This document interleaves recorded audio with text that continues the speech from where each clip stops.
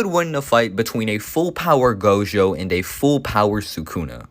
Now, I know this question from Arkage is very old, but I wanted to address it because I finally had a reason to. So on one of Arkage's videos, I made a comment saying that Sukuna can beat Gojo, and it started an uproar in the comments.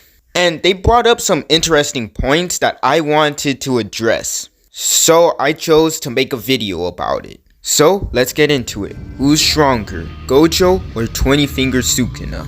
And to start off, let's talk about the strongest Jujutsu sorcerer, Gojou Satoru. Gojou Satoru has one of the most powerful curse techniques, which is named Limitless. Limitless gives Gojo an array of abilities in Convergent Blue, Repelling Red, and Hollow Purple, along with long distance teleportation. But the reason Limitless is really a problem is because of Infinity. The easiest way to explain Infinity is that it's a series of halfway points and a barrier around Gojo that slows you down until you come to a complete stop. With this ability, almost nothing can actually touch Gojo. When it comes down to win cons, Gojo has two, and that's his Domain Expansion and his Hollow Purple. With his Domain Expansion, he traps you into Infinite Void and basically fries your brain. And with Hollow Purple, he just deletes you from existence. With all his hacks and his ability to control them, he has earned the title of the strongest. But how does this compare to Sukuna? Sukuna, the king of curses, and a name feared by all sorcerers. Just as Gojo is the strongest sorcerer, Sukuna is the strongest curse. And he proves it throughout the manga. But what exactly is Sukuna's abilities? Sukuna, being one of the strongest curses, has more cursed energy than other curses, making it easier for him to regenerate and it faster. And although his full curse technique is unknown, we have seen bits and pieces of it, with the most known part of his curse technique being the slashing attacks Cleave and Dismantle. Dismantle being a regular slashing attack that's usually used for inanimate objects, though it is useful in combat. And Cleave, the strongest slashing attack, which adjusts itself to the strength of its opponent and one-shots them. But that's not all for his curse technique. We also know that he can use flame abilities and most likely poison if we go by his name. But the most unique part of his abilities is his Domain Expansion. His domain, Malevolent Shrine, one of the most divine and beautiful domains ever seen in the presence of the manga.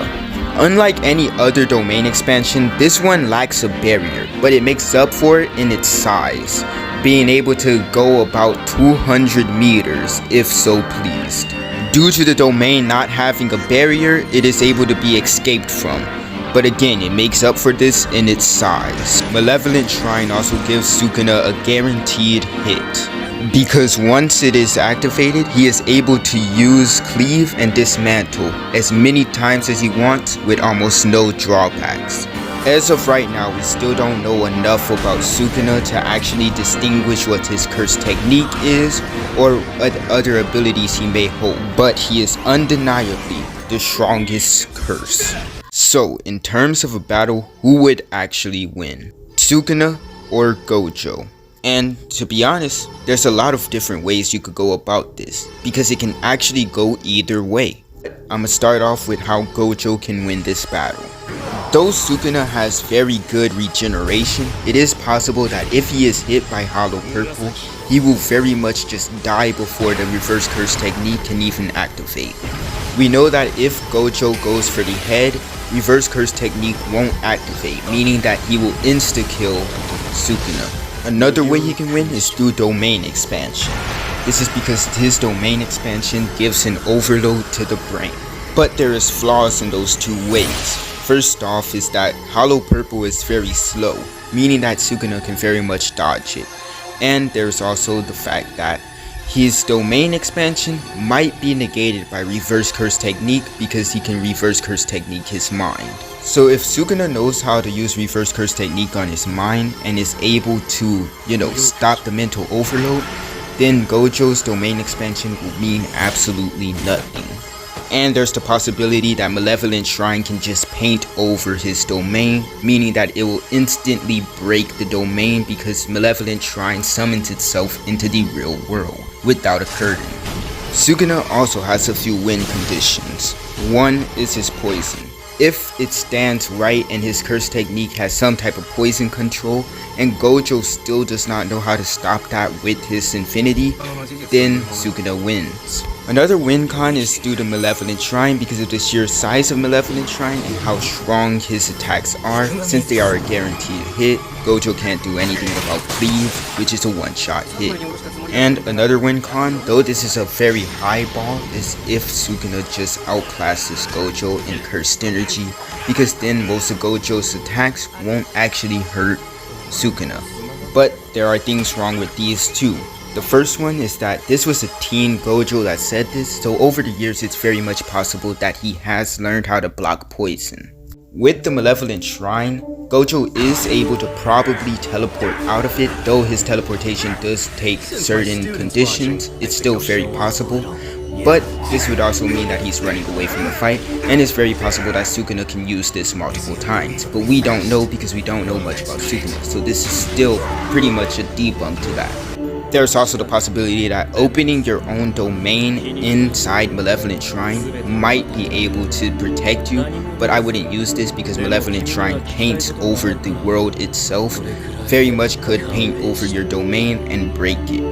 And the last one is the overpowering statement, but I don't see this really happening because it seems to be that 20 Finger Sukuna and Gojo is rather relative in strength because they are literally foreshadowed to be that way and foreshadowed to battle. So who wins? Well, to be honest with you, I got Sukuna, but it can go either way. Gojo could win or Sukuna could win with the information we have on Sukuna now.